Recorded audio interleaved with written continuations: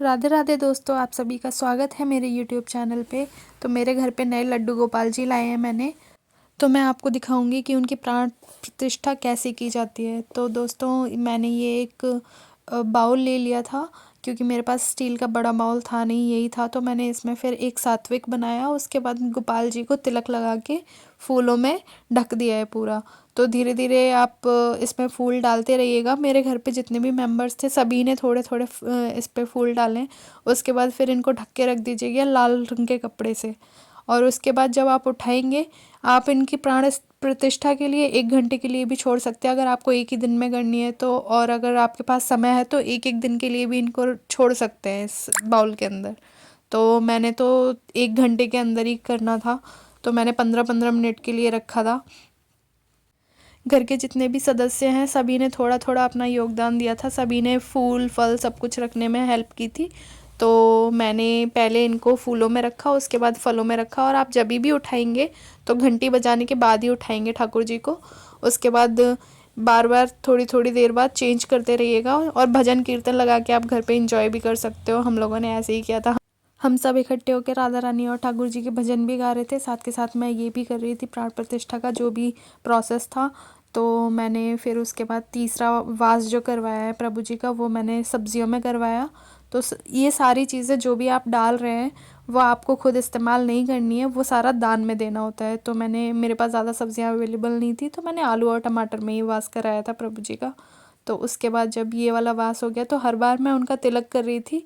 घंटी बजा के उठाने के बाद फिर सारा जो भी सामान रखा था वो सब निकालने के बाद तिलक कर रही थी, फिर दोबारा से उनका दूसरा वास करा रही थी। तो ऐसे करके आप 5 वास कराओगे इनका, तो चौथा किसी मिठाई या फिर मीठी चीज़ में करना होता है। तो मैंने चीनी इस्तेमाल की थी, और इससे पहले मैंने 3 वास करवा चुके हैं। तो चौथा ये चीनी में हो जाएगा। और ये सारे जो भी सामग्री है वो हमें दान करनी होती है। तो मैंने इसको बाद में हलवा बना के लोगों को बांट दिया था, मतलब मैं और मेरा पूरा परिवार गया था, और एडिशनल हमने थोड़ा डाल दिया था। तो उसका हलवा बना के फिर हम स्टेशन के पास जाके बांट के आ गए थे। तो काफ़ी अच्छा लगा वो चीज़ करके भी।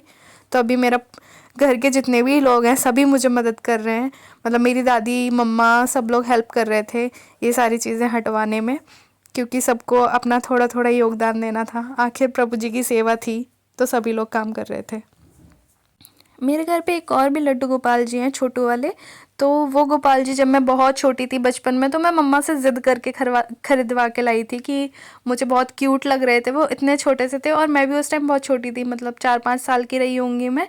तो तब मैं लेकर के आई थी। अभी जब मैंने 5वां वास कराया है इनका अनाज में, तो काफ़ी वज़न महसूस होने लग गया था मुझे, क्योंकि सारा कुछ मैं कर रही थी।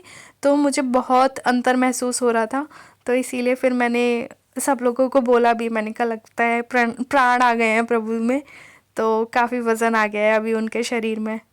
तो उसके बाद 5वां वास जब कंप्लीट हुआ है, तो उसके बाद फिर से मैंने घंटी बजा के इनको जगाया है। और फिर इनका जो भी स्नान वगैरह कराना था, पहले मैंने हल्दी और शहद मिला के उससे मालिश की है ठाकुर जी की। और जब हल्दी शहद की मालिश हो गई तो चंदन से भी मुंह धोया है। उसके बाद फिर गंगा जल से स्नान कराना है।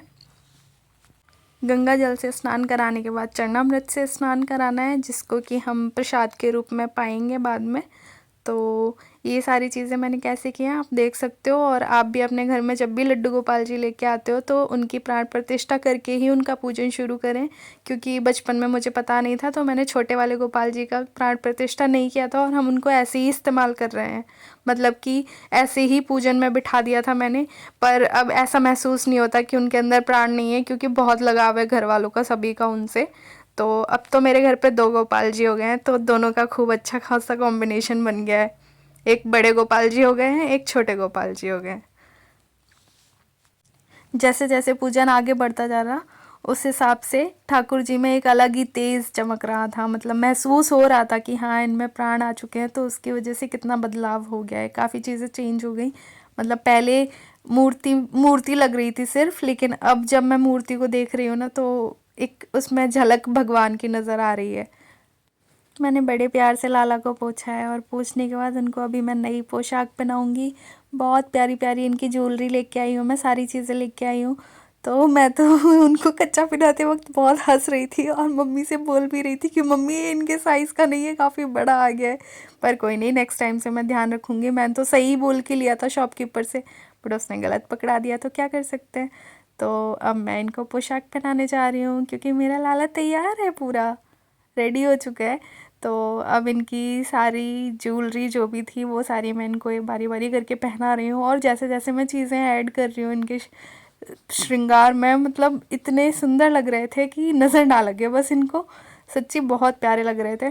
तो उसके बाद फिर हम लोगों ने इनकी पूजा आरती सारा कुछ किया।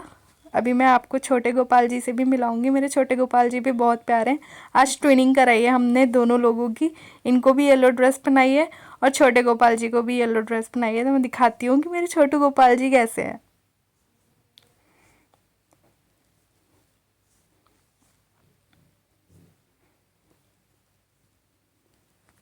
अगर आपको मेरा ये वीडियो अच्छा लगा हो तो प्लीज़ लाइक सब्सक्राइब ज़रूर कर दीजिएगा चैनल को, और थोड़ा सा ग्रो करने में मदद करवा दीजिएगा। Thank you for watching. Thank you so much. Radhe Radhe.